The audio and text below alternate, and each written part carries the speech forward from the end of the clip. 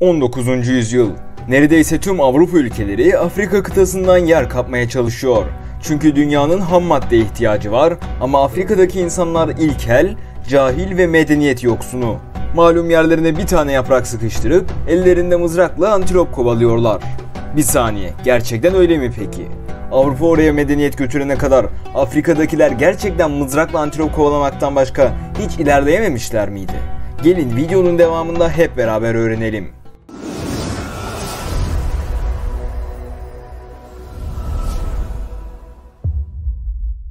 Hani Afrika medeniyet yoksunu, ilkel ve yamyam insanların diyarı olarak bilinir ya, bilakis medeniyet Afrika'dan doğmuştu. Bu videoya Mısır medeniyetinden başlamasak olmazdı tabii. Şu anda geometri ve matematik gibi bilimlerle uğraşabiliyorsak bunu Mısırlılara borçluyuz. Piramitler deseniz zaten bir mimari harikası. Nasıl yapıldığını akıllar, hayaller hala almıyor. Dünyanın en eski yazı medeniyetlerinden biri aynı zamanda Mısır. Nil Nehri'nin bereketli vadisi 4000 yıl önce bu toplumu büyük bir medeniyet kurmaya itmiş. Tapınakları, yolları, tarım arazileri, okulları, limanları derken günümüz medeniyetlerinden çok da bir farkı yok neredeyse. Günümüz insanı teknoloji bağımlılığının üstesinden gelebilirse Antik Mısır'da rahatlıkla yaşayabilir hatta. Antik Mısır'ın bu büyük medeniyeti tabii ki göz ardı edilemez. Yukarı Nil bölgesinde de Kuş Krallığı bulunur. M.Ö. 8. yüzyılda kurulan bu krallık da Afrika'nın önemli medeniyetlerinden biridir. Mısır piramitleri kadar büyük olmasa da burada da Meroe piramitleri bulunur. Hem de sayıları Mısır piramitlerinden çok daha fazladır.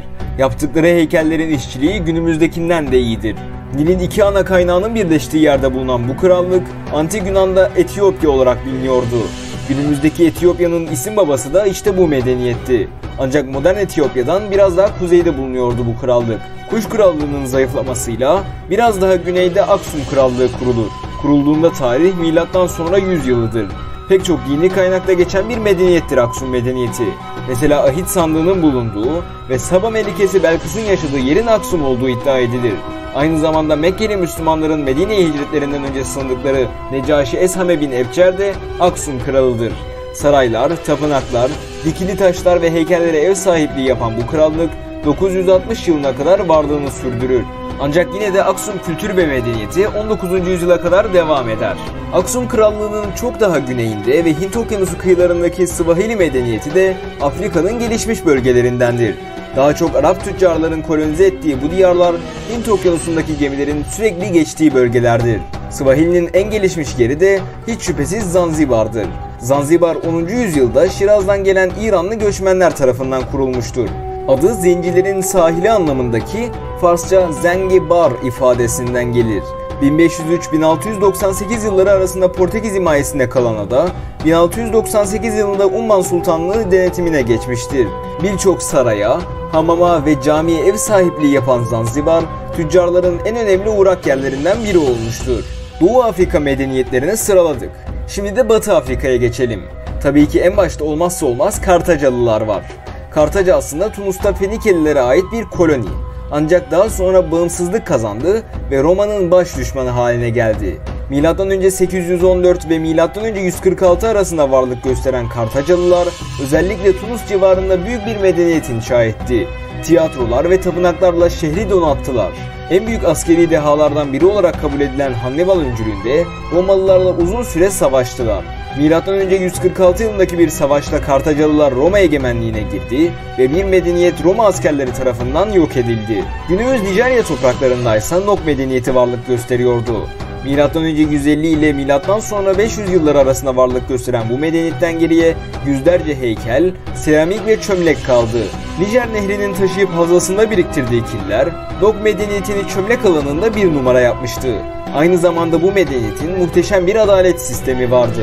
Nok medeniyetiyle neredeyse aynı topraklarda 1804 yılında Sokoto halifeliği kuruldu. Sokoto günümüz Nijerya'sının temellerini atmıştı. Nijer Nehri'nin yukarı kesimleriyle günümüz Senegal'in bulunduğu coğrafyada ise Gana İmparatorluğu bulunuyordu. Milattan sonra 300 ile 1200 yılları arasında varlık gösteren bu medeniyet o kadar zengindi dönemindeki halkın sahip olduğu köpeklerin tasmaları dahi değerli metallerden yapılmaktaydı. Güçlü liderleri, stratejik planlamaları ve zengin doğal kaynaklarıyla Gana, Afrika'nın yıldızı konumundaydı. Avrupalılar ve Kuzey Afrikalılar ile geliştirilen ticaretle kitaplar, tekstil ürünleri ve atlar altın karşılığında ithal ediliyordu. Araplarla ise büyük bir tuz ticaretine sahiplerdi. Ancak bu medeniyet ticarette zayıflayarak 1240 yılında Mali İmparatorluğu'nun egemenliğine girdi. Mali İmparatorluğu 13 ile 16. yüzyıllar arasında yaşayan büyük bir imparatorluktu. Aslan Kral olarak bilinen Sundita Keita tarafından kuruldu. Aslan Kral'ın olağanüstü yönetimi ve şu anki parayla 400 milyar dolarlık servetiyle gelmiş geçmiş en zengin adam olan Mansa Musa sayesinde inanılmaz bir güce eriştiler. Çok yakın bir tarihte Mansa Musa ile ilgili bir video da yükleyeceğiz zaten. Takipte kalın. Timbuktu'yu dönemin ticaret merkezine çeviren krallık, o dönemde eğitim ve kültür merkezi haline gelmişti. Cenne Ulu Camii ise bir efsaneydi adeta. Her sene yapılan festivalle camiyi çamurla sıvayarak mantolama yapma adeti günümüzde de hala sürüyor. Benzer bir mimariyle inşa edilmiş Cingeyreber Camii'nin inşa emri ise bizzat Mansa Musa tarafından verilmiş. Bu medeniyet de Fransa sömürüsüyle beraber çöktü. İşte Avrupa Afrika'ya medeniyet götürmeden önce Afrika'daki ilkel insanlar böyle yaşıyordu. Böylece bir videomuzun daha sonuna geldik. Videolarımızdan haberdar olmak için abone olmayı ve bizlere destek olmak için videoyu beğenmeyi unutmayın.